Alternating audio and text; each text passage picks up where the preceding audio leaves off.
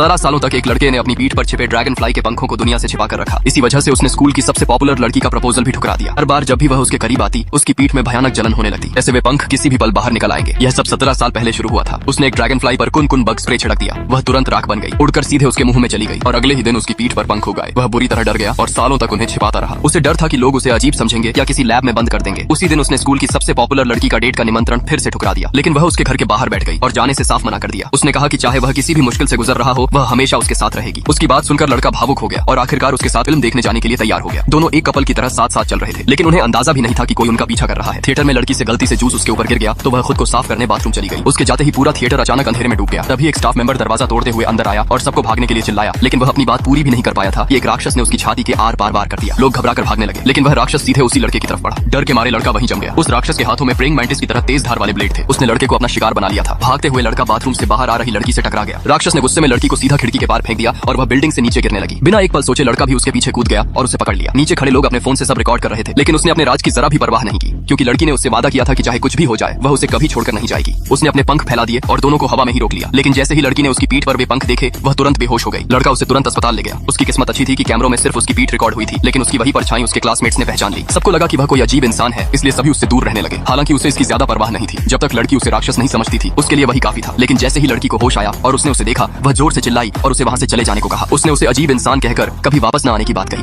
पूरी तरह टूट चुका लड़का घर लौट आया। उसे यकीन हो गया कि उसकी पीठ पर उगे इन पंखों ने उसकी पूरी जिंदगी बर्बाद कर दी है। उसने कैंची उठाकर उन्हें काटने की कोशिश की, लेकिन दर्द इतना असहनीय था कि वह ऐसा नहीं कर पाया। आखिरकार वह सब कुछ खत्म करने के इरादे से छत पर चढ़ा और नीचे कूद गया। जैसे ही उसे लगा कि अब सब खत्म हो गया है, तभी अचानक एक औरत बिल्डिंग की दीवार पर दिखाई दी। वह बिल्कुल स्पाइडरमैन की तरह दीवार पर खड़ी थी और फिर उसने जो कहा, उसने लड़के का दिमाग पूरी तरह हिला दिया।